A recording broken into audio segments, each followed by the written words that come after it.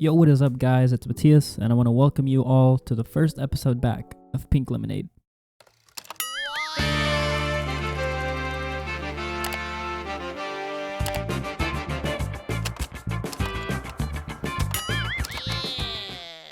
Alright, everybody, like I said earlier, I want to welcome you guys back to the first episode in over what could be like a year since I posted something. Welcome back to Pink Lemonade. I'm so glad to be bringing this podcast back to life. Slowly but surely, we're going to start getting people on this podcast and talking about just anything and everything that we can talk about. Today, I decided to start off the podcast and start it right back up with the story about how I got started. A lot of people on Instagram, a lot of people on Twitter reach out to me and ask me how I completed or how I accomplished the things that I've accomplished thus far. Any tips, anything like that. So today, we are going to be talking about that stuff. Today, I'm going to be talking about how I started, everything, including shooting on my iPhone to leading all the way up to where I am now, getting to shoot concerts, getting to shoot some of my favorite artists, having the opportunity to just go out and create the things and which is the thing I love doing, go out and create the things that I love and doing the things that I love, all while either getting paid for it or having fun, which is the most important thing at the end of the day. If you have fun doing what you love to do, you could have 20 followers, 30 followers. At the end of the day, it's not going to matter. If you have fun doing what you love to do, that's all that matters. So we're just going to talk about how I got started. All right, so my story begins about 7th or 8th grade in middle school. I remember all I did was walk around with my iPhone 4 at the time. Like, who even had iPhone 4s? I mean, I guess iPhone 4s at the time were pretty popular. But the thing on the iPhone 4, man, the camera on the iPhone 4 compared to what we have now on, like, the new iPhones. Like, can y'all imagine just walking around, having photo shoots with an iPhone 4? The thing is like, I was having fun though. Like, I didn't care what the quality looked like. At that point in time, it was probably the best quality we had, to be honest. So just kind of made do with what I had. I walked around every time I got out of school, I'd go home. I'd go on a walk. Literally, I'd go on a walk. I used to live by this thing, like an underground tunnel kind of thing where the water flows through. And every day after school, I'd put on my bandana. That was my trend back in the day. I'd put on my bandana and I'd walk down the street. Take pictures of stop signs, take pictures of birds, take pictures of trees, take pictures of, could be anything. I was walking down and everything that I saw, I'd take pictures of on my iPhone. And then I'd get down to that spot and I'd go in that little tunnel. And it was like a safe place for me. Like, I don't know, back in those days, like those are the days where I felt creativity like sparked to me the most. Like, I would go in a little like underground tunnel where the water flowed through and I'd just sit there and take pictures, like even of myself. I'd set the phone down, put a rock behind it, set it up or whatever, and then go pose in front of the camera, which, obviously y'all know how that ended up. I don't really pose in front of the camera anymore, but that's how I started. I started with the self-timer on the iPhone 4. So yeah, that's pretty fun. Like I said, it's always cool to remember how everything began. From there, I think that I started taking pictures of other people. I remember me and my friend, we went out, every chance that we could, we'd go out, we'd drive around, we'd drive the surrounding cities. We'd just drive around trying to find things to take pictures of. I don't think we really had a camera at the time. This was still on the iPhone 4, so we'd drive around, pretty much find anything and everything that we could take pictures of, just like I was saying earlier.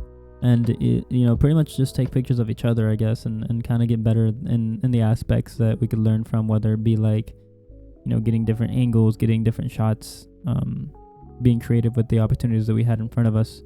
I think that was the biggest thing about it all back in the day, is whatever opportunities we saw, we conquered, and that's a very important thing that I'll get into later in the podcast. But yeah, we used to walk around, just take pictures of everything and of each other, and it was so fun. Like that's the thing that makes everything like more beautiful, is that at the very beginning, everything was just so fun. And I'm not saying it's not fun anymore, but I'm saying at the very beginning, like the initial desire to become something or to do something out of that was like what sparked that motivation every single day when I woke up. Like, it was, what do I want to be? What do I want to create today? Every time. Every day I woke up. I can say we did that for about maybe a year, completely just going out, taking pictures on the iPhone for like a whole year or so.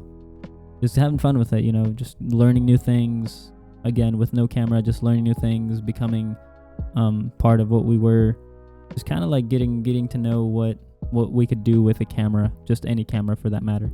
And so we did that for about a year, until one day I got an Instagram DM, which back in the days, like, Instagram wasn't as like photography trendy as there's now, shall I say.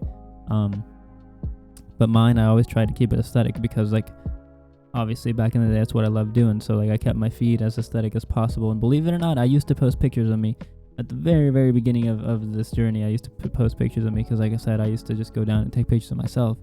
So there were a few pictures of me. If you scroll down all the way down to the bottom, there's probably like a couple of me still. But yeah, one day, I got a DM from a girl, and back in the day, like I said, it was like 8th grade, 9th grade. She was like, "Yo, what camera do you use? Do you mind like taking pictures of me? I'll pay you." And I was like, "Wait, like, I don't think. Wait, hold on. I don't think you understand. Like, I don't have a camera. I shoot on my iPhone."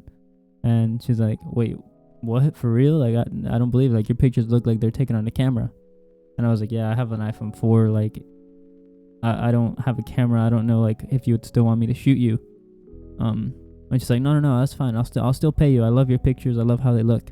Can we schedule a shoot?" And I'm sitting there in my head. I'm like, bro, I'm about to go out in front of people. A 9th grade boy going out in front of people. Some model is going to pose in front of the camera. I shouldn't even say camera, iPhone. And a lot of people are just going to sit there and see some random little kid taking pictures of some girl on an iPhone. And to make things even crazier, I'm going to get paid for that. Like, to me, that just like blew my mind. I was like, something has got to be I must be doing something right for this to be happening. And so I just walked around. I don't know how long it was. I want to say like maybe like 3 or 4 hours just walking around on an iPhone, guys. iPhone 4. Just taking pictures, doing what we love. At the end of the session, she goes up to me. She's like, "Hey, man, I appreciate you taking pictures of us on your iPhone. Here's the money. Thank you for your patience and having patience with us or whatever. And I hope you can get a camera soon so that you can start improving your game or whatever." And I was like, "You know what? You don't even have to pay me. Like, I don't even care about you paying me right now." The thought that struck me the most was the fact that you initially just by yourself volunteered to pay me for something that I did on an iPhone without even having a camera. Like, that itself just struck me. That was it. That's when it snapped. It was like, all right, something's gonna happen here. Something's gonna happen. Like 4 or 5 months later, I got my first camera. Canon Rebel T2i, I believe, was my first camera. Oh man, the first few days of getting to use that thing, I felt like Superman just flying in the air, like nobody could touch me. It was like a whole new level of creative. At this point in time, I had that camera. I didn't have a computer to edit on. I didn't have anything to edit on. I still just had my iPhone 4, but now I had a camera. So what I did is I got the camera, and then I would take pictures on the SD card, take a lot of pictures. I would have to go to my friend who had a MacBook, take out the SD card from the camera, put it into the MacBook, his MacBook, and then from his MacBook, I would transfer all the photos to my iPhone 4 to edit them back on my iPhone. It was just like all around, it was just such a hassle because I had to go from camera to a friend's MacBook back to my iPhone. And I did that for about 3 or 4 months before I actually got my first computer. I begged my parents. I begged them to buy me a computer. So I got like the MacBook like 2014, 2013, something like that. I downloaded Lightroom. That's the first thing I learned. I learned Lightroom all by myself. I just had one of my friends at the initial, at the start. I asked them for some tips. They helped me with a little bit. Shout out, you know who you are. Much love for that. Still to me, one of the best, most talented people that I know. But yeah, he helped me out a little bit. He even let me borrow his MacBook. Before I bought mine, he would let me borrow his MacBook for like a week just so I could like edit. Like, that speaks volumes. Like, he obviously had a use for his MacBook. Very expensive device, and he would just straight up let me borrow it for like a week. Like, wow, like that said a lot. That pretty much just started everything, because then I could get on the MacBook, edit, do things my way, find out what to do, mess with the settings, mess with all the edits and stuff. So once I got my MacBook, I did everything that I was doing before. Messed with all the settings, started editing pictures on my own. Spent a lot of time. I think I spent more time editing than doing anything else when I was home. I would just sit there for hours in front of my laptop, just editing and learning new things. eventually I think I got to a point where I was like, I think I'm decent enough to like start charging. And that's the thing with a lot of photographers now, and this goes out to anyone who's listening who is a beginner photographer and just starting out. Do not start charging just because you got a camera. Like I truly, from the bottom of my heart, I say this to you. Learn the process. Be patient with your process. Don't rush it because other people are making money out of photography. Don't think that you have to do it or that you want to do it. Like the whole I want to do this thing is a myth. You don't like it's something put into your head by yourself because of others around you. Like stop. Learn the process of photography. Learn how to edit. Learn how to do things. Have fun with it. Most importantly, have fun at first. Just shoot. Go around and shoot like I did. Have fun. And then once you feel comfortable enough, and this is always like depending on people's reactions, it should all be based on time. Like to me, it took me about a year or two, maybe even 3 years, if we're counting back to my iPhone days, like to start charging. And that, I think, to me means a lot. Like if I go back, that means a lot to me because I know that for a fact, I spent about 3 years of everything of all this career just having fun, solemnly having fun, not even having fun and getting paid, just solemnly just having fun with it and being creative. And so I think if you miss out on that part, that small part of this career, this journey, if you miss out on that because you just want to make money out of it as fast as you can, if you miss that little part of what I would call the golden part of the journey, it's going to be tough to get back to it because at some point it's not going to be fun anymore, or you're just going to stop being creative. Something's going to happen. You're going to lose the interest faster than you think. So all in all, I would say enjoy it. If you just got a camera, or if you're looking to get a camera, if you're looking to be a beginner photographer, enjoy those moments. Enjoy the moments with your camera. Go out, have fun, shoot your friends, shoot your family, shoot people you know for free. Don't charge. Just go out and learn how to do it. Learn how to edit. Have fun with it. Develop a style for your own. Don't go out and just copy people. Develop your own style. And I think it's very obvious when you reach that point, you'll notice it yourself, and you'll be the first one to say, hey, I made it to this point. I think I'm at the point where I can charge, and I would like to charge for my work, or for my creativity, I should say. All right, moving forward, I think the next spot in my life where I found myself being even more creative was in video. I mastered photography for about after I started charging for about a year and a half. Then later, I would straight up just do photo shoots. I would charge like literally like $35 for shoots, and at the beginning, like that was insane. I would charge like $35 and give them like 50 or like 100 pictures. Again, because I was starting out and I was beginning to find out how things worked and how, what I enjoyed and, how much work it cost me and stuff like that. So I would charge like $35 for 100 pics or so. But after that, I started getting into video and writing. Visual storytelling is what I like to call it. To me, that is one of my most favorite things to do. If you know me, or if you've known me for a while, you know for a fact, visual storytelling to me is one of the best and most important ways that I can express myself. Having the ability to visually tell a story that you want to portray is amazing. And like I feel like I can do that through photos, but then again, like I feel like I can do that through a visual, film or story in a sense. And so that's just the greatest thing about being able to be in the creative field, doing photography and doing film at the same time. So then, like I said, I picked up film. I did that for about a year and a half straight. I just would like straight up just go home, do the same thing I did with photography. I'd sit in front of my laptop, try to learn new things, this time with film, and how to improve and things that I could do different to make this look better, to make that look better. And I did that again for a year and a half or so, solemnly just trying to improve and trying to learn more, because the ambition was out of the world for me back then. Like I felt like nothing was going to get in my way. It was like I straight up just wanted to create. I don't care what it was. I don't care where it was. I wanted to create. And this leads me to my last point, my last and final topic for this podcast. The goals and the dreams that you set to yourself. Where do you place your goals, and where do you place your dreams, and are they achievable in your mind, or are they just achievable in your imagination? I think two things there are very important. Having a goal and a dream set in your mind that is very difficult to reach but possible is something different than setting a dream in your imagination that you yourself don't believe in.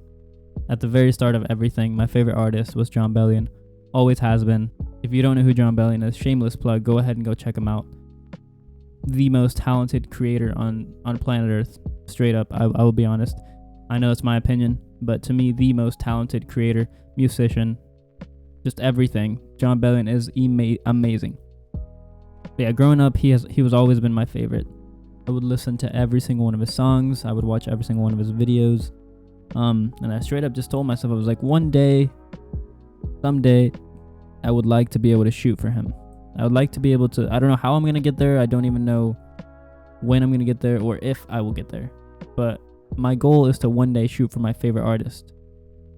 And this can be like something for you guys, like with something you want to do or your favorite sports team or your favorite whatever, you know? And I told myself, I was like, I'm going to shoot for my favorite artist. I'm going to do it. I don't know how long it's going to take, but I'm going to do it. So guess what I did then? I went in, I started researching about concert photography. I got into concert photography. I started finding out new things that I loved, trying out new things. I went to my local, local areas around my town, around the city, where people would play, like really, really small bands would play. I'd go out and shoot them. And it was a completely new field. Like everything was brand new to me. It was almost like I was starting over from the very beginning because it was something completely new. But I'd go out and shoot every small band that I could, and I'd learn, and I'd focus on doing things right, on learning, on becoming better. And so I'd go out and I'd shoot artists, and I'd hang out and, you know, wait for them to get done, talk to them a bit. Like I said, these are all small artists that I would just like pretty much engage with and get to know. Some of them becoming my friends, others just like not really vibing with, but at the end of the day, like it's just making connections. That's ultimately the important thing. Then one day I was scrolling through Instagram and I saw Quinn92. If you don't know who Quinn92, again, another amazing artist. Same music label as John Bellion. All the artists that I love are on the same music label, which I think is really amazing. I'm so glad that it is, because that itself is amazing. Anyways, Quinn92, I saw that he was having a concert in Kansas City. And so I was like, there's no way I'm missing this. Like, I love this artist. And in my head, I'm like, I'm just going to go enjoy the concert, right? In my head, I'm not thinking, yo, I'm going to go shoot this concert. I'm going to go take pictures because, like I said, I literally had shot nothing beforehand. Like a few small concerts, but nothing, like, insane. Like, I've shot coffee shop concerts. That's about it. And I was like, I'm going to go enjoy this concert. I want to go to this concert to enjoy it because I like this artist. And there was a girl opening for him. This girl named Chelsea Cutler. If you don't know who Chelsea Cutler, the best female artist on planet Earth, straight up. To me, again, like I said, this is my opinion, best female artist on planet Earth, and one of the greatest, most talented human beings, nicest, caring. She's just, I mean, I could say, go on and on about Chelsea. She's awesome. But she was opening for him. And so I looked up her music. I started listening to her like 4 weeks before the concert. I'd get hooked onto it, and I enjoyed it, and I loved it. And so I was excited to see her too. I packed up all my camera gear, and I said, yo, I'm going to take this. If I can sneak it in somehow. If I can sneak this into the concert somehow. Oh my, it's going to be amazing. And I'm going to do my best to do everything I can to get some incredible shots for them. Whether they like them or not, it's for me. It's for me to learn. I got in line. We got there about 5 hours early to get in line to get a good spot. Like I said, I was going to try to sneak in my camera, but as I was waiting in line, I sat there and I was like, you know what? What if I just go and like shoot my shot? What if I DM this artist? What if I DM Chelsea Cutler? She's opening for him. She's not that big. At that moment in time, she wasn't that big at all. And I was like, what if I just shoot my shot and DM her? This is about 40 minutes before the show, right? And I DM her and I was like, yo, I brought my camera. I'm a photographer. I drove a couple hours here. I just wanted to know if you needed a photographer, or if you had a photographer on tour with you, or if I could come in and shoot for you. What happened next was awesome. She answered me and she's like, yeah, are you here? And I said, yes, I'm here. I'm in the line. She let me shoot her show that night. And that night will forever go down as the start of the greatest thing that I love to do now, which is concert photography. Like I said, she ended up letting me shoot that show. I got to shoot her full set. I got to shoot Quinn92's full set. I got to meet them both. I got to hang out with them both. We exchanged numbers. She's like, shoot me your pictures when you get them. It was so nice meeting you. And I remember on the ride back, I was just like, I cannot wait to edit these. I was like, it just wouldn't fit in my head that I had just met these artists, and like we exchanged numbers, and everything was happening. It was amazing. Like, that feeling will never like get taken. Like, I can still feel it to this day. Finally, I got a few pictures edited. The next morning I sent them to her. I shot her some pics, and she loved them. She posted them on her Instagram, and I was like, okay, this is just crazy. Like, my pictures are being posted. My pictures are being posted by Chelsea Cutler. Like, awesome, dude. Like, this is crazy. Then from there, it's just like every time that she came near our area, she would text me. She's like, yo, I'm coming near. You want to come out and shoot? I'll get you a pass, and you can come out and shoot for me. Which, to me, that right there is what makes this person, like, just amazing. She opened up every door in the concert world for me. Like, so every time she was near, she would let me shoot for her. She would allow me to shoot for her. I'd get in for free to these festivals, these music concerts, and I'd always be able to shoot for her and hang out. And it was just amazing. Like, the greatest thing that I could ever imagine was happening. Fast forward a year from that point in time. I think we're sitting at like 2018, 2019 then. And so I had shot for many artists since then. And I'm sitting here in 2019, 2018, thinking, what's next? Like, now the goal that I set at the very beginning of all this is somewhat reachable. Do I keep grinding? Do I keep going to concerts? Do I keep trying to find ways to contact people and make connections to be able to shoot more artists, so that when the day comes that I have the opportunity, or if I do get the opportunity to shoot my favorite artist, will I be ready for it? So from 2018 to 2019, that whole year, that concert year for me was insane. I shot for so many amazing artists, so many big artists. Just to name a few, have Quinn 92 again, Chelsea Cutler like another 3 times, 5 Seconds of Summer, Bastille, G-Eazy, off the top of my head, I cannot think. Khalid, Shawn Mendes, artists like that, and it was, to me, it was surreal. It was so surreal. And then finally, just before the year was gonna conclude, Jon Bellion coming to Kansas City, Missouri. What else do I do besides risk everything that I've done so far, everything that I've worked for so far? Risk it all and just try to get this, because this is a goal, right? And when you set that goal, you ultimately set yourself up for failure, or you set yourself up for probably one of the biggest accomplishments of your life. Jon Bellion, Kansas City. I said to myself, this is the move. We either do this or you lose your chance that could maybe be the one in a lifetime chance. I was like, I don't care whether I shoot or not. I'm going to buy tickets because that's my favorite artist regardless. But I bought tickets so that I wouldn't miss it for nothing. Got an email from the same manager that manages Chelsea Cutler, which also manages Jon Bellion and also manages Logic. I don't know if they still do, but at the time they did. And guess what? And if I could find that email right now, I wish I could. I would read it word for word. But it says something along the lines of, we're reaching out to you, Matias, because we've seen your work before. We've seen that you've worked for Quinn 92 and Chelsea Cutler and Logic, who are all in our same management. We're reaching out to you because we've seen that you've shot in the same Kansas City area before. We were wondering if you'd like to come out and shoot the show. At that point in time, my mind just exploded. My head exploded. Everything, like, I lost it. I lost it. I cannot believe that from 2016 on an iPhone 4, we had made it to 2019, the end of 2019, accomplished a goal that to me at the beginning of this all seemed impossible.